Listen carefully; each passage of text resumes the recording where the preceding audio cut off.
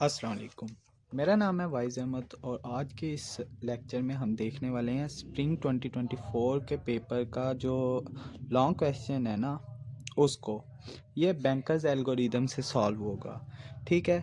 अब उसके अंदर हमें गिवन डाटा क्या है, पहले नंबर पे मैंने उसको लिख लिया है। ठीक है। वो दो टेबल्स के फॉर्म में दिया हुआ था, एक एलोकेटेड वाला यानी कि करंटली क्या रिसोर्सेज एलोकेट कर दिए गए हैं, एक मैक्स वाला यानी कि कितने हमें टोटल चाहिए थे।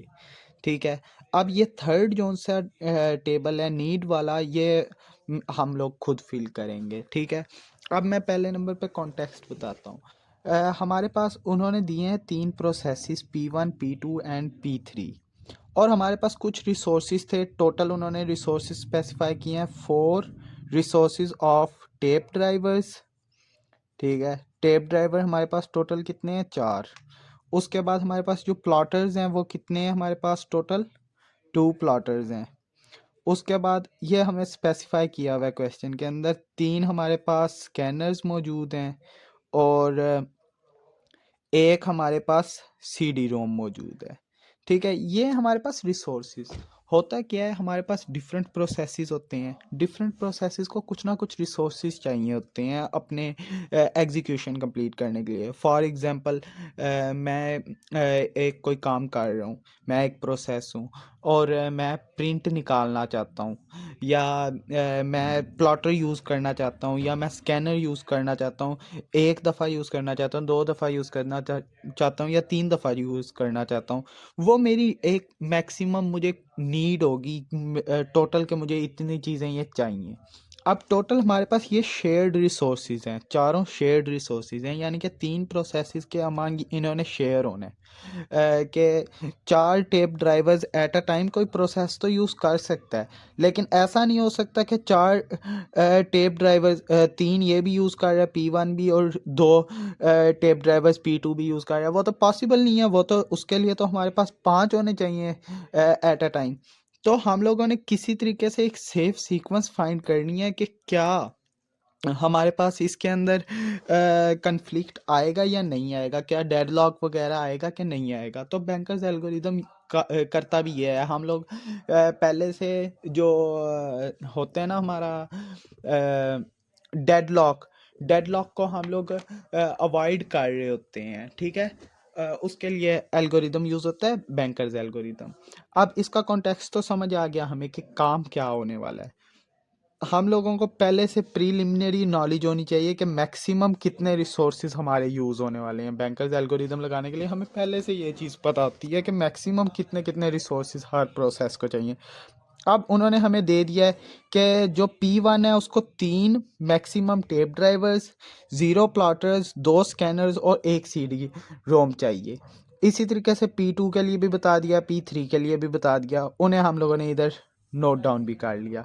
ठीक है। इस वाले सेक्शन के अंदर ये जो सा मैंने बॉक्स के अंदर इनक्लोज किया है, ये हमें मैक्सिमम इतने इतने रिसोर्सेज चाहिए। उसके बाद एलोकेटेड का क्या मतलब है, यानी कि अगर हम करंट देखें ना, करंट बात देखें तो हमें ये रिसोर्सेज हमने एलोकेट कर दिए हैं। यानी कि हमने P1 को एक स्कैनर दे दिया।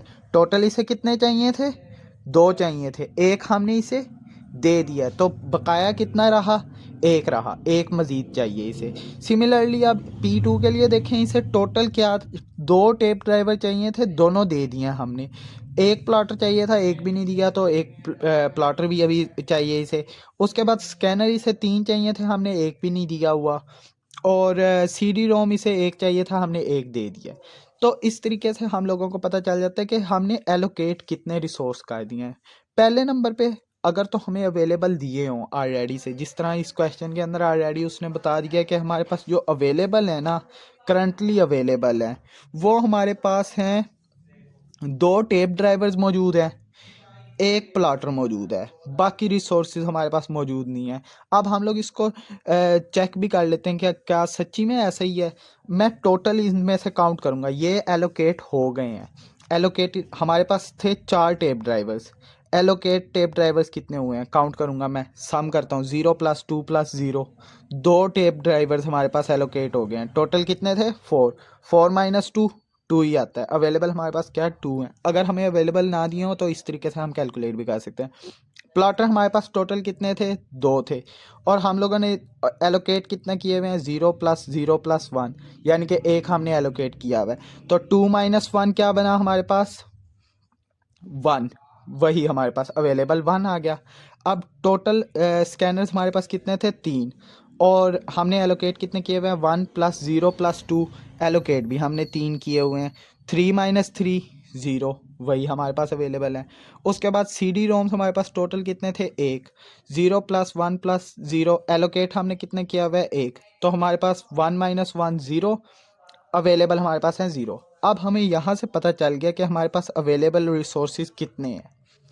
अब हम लोग चेक करेंगे हमें नीड कितने की है, हर प्रोसेस को कितने कितने रिसोर्सेज मज़ीद चाहिए।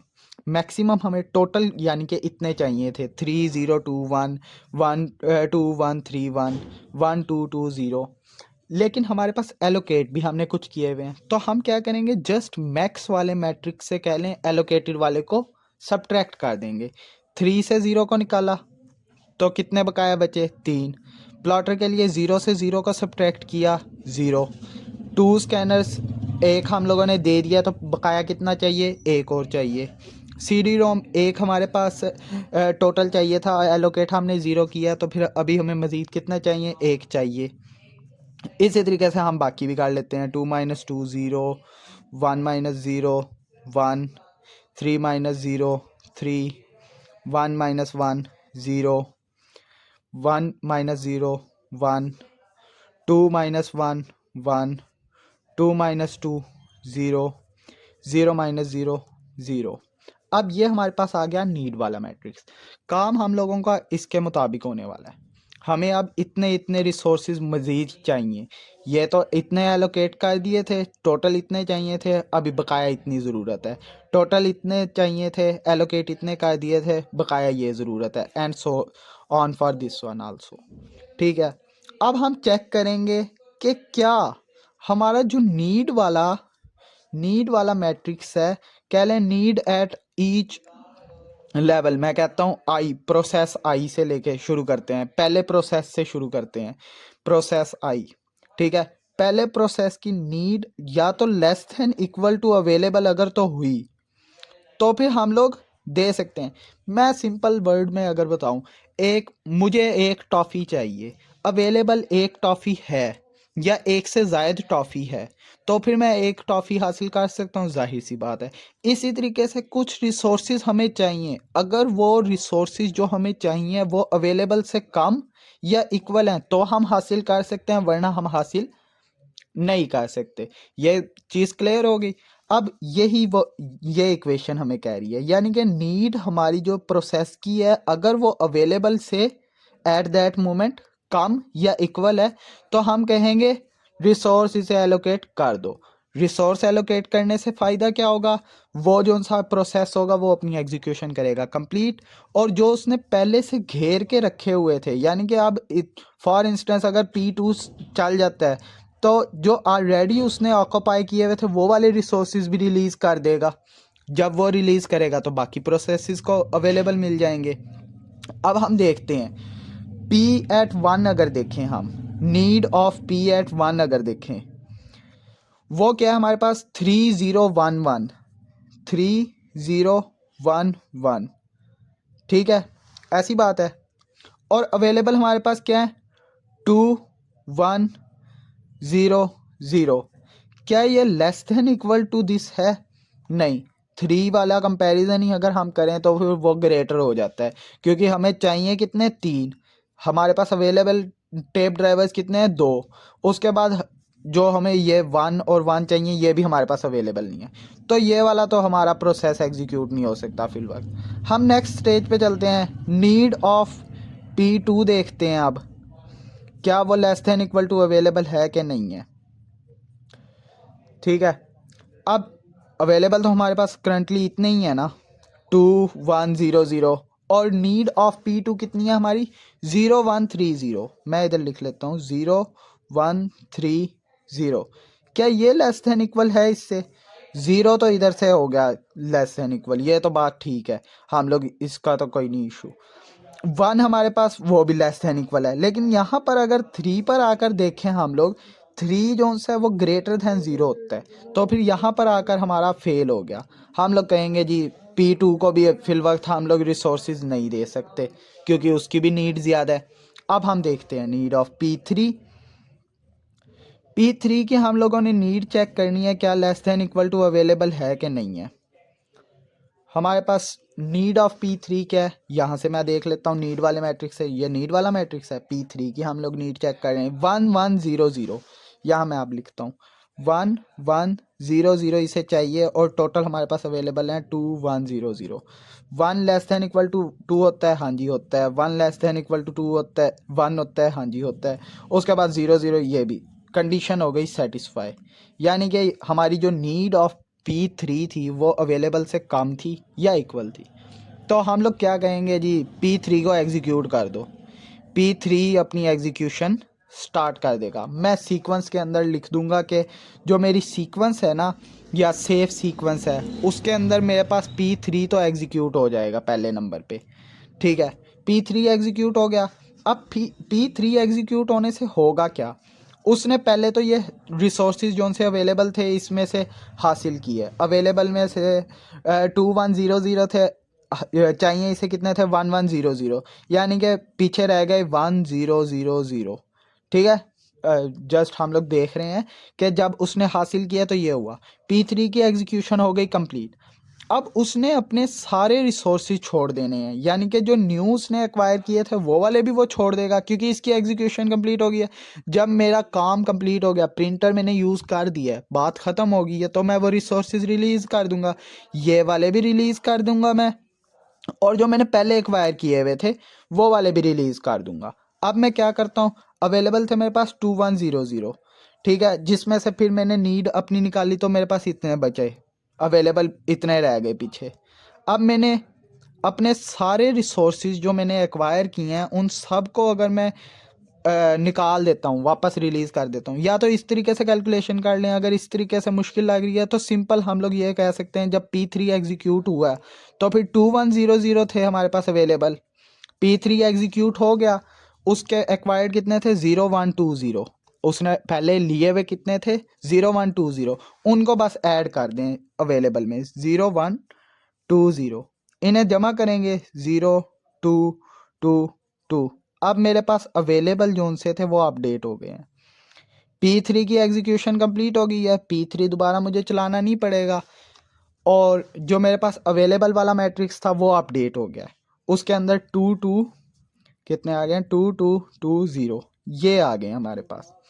अब मैं दोबारा से चेक करूँगा, क्या मैं ये वाली चला सकता हूँ 2 2 2 0 पे, क्या जो सी नीड है मेरी वो अवेलेबल से कम होगी, नहीं, ये 3 वाला ही पहले नंबर पे बढ़ गया। उसके बाद अगर मैं इधर देखूं, यहाँ पर भी 0 पर तो कम है नीड। दोबारा से मैंने इसी तरीके से need of P1 need of P2 check करनी है। P2 की नीड अब हमारे पास क्या है, नीड तो 0 1 3 0 ही है, लेकिन जो हमारे पास अवेलेबल थे वो हमारे पास एक्सीड हो गए हैं, यानी कि 2 2 2 0 हो गए हैं। अब उसमें क्या हुआ, हमने दोबारा से कंपैरिजन किया, दूसरी आइट्रेशन के अंदर हम लोग कंपैरिजन करेंगे। अगर हमें सेफ सीक्वेंस ख़त्म हो जाएगी ना, हमारे पास मिल ही नहीं रही होगी, फिर हम कहेंगे कि सेफ सीक्वेंस डजेंट एग्जिस्ट। अब क्योंकि अवेलेबल अपडेट हुआ था, मैं दोबारा से दोनों के लिए चेक किया। पहले मैंने इसके लिए भी चेक करना है P1 के लिए, और फिर मैंने P2 के लिए चेक करना है। ये तो हमारे पास सिंपल फॉल्स हो गया। यहाँ पर चेक किया 0 इससे लेस देन इक्वल होता है, हाँ जी होता है।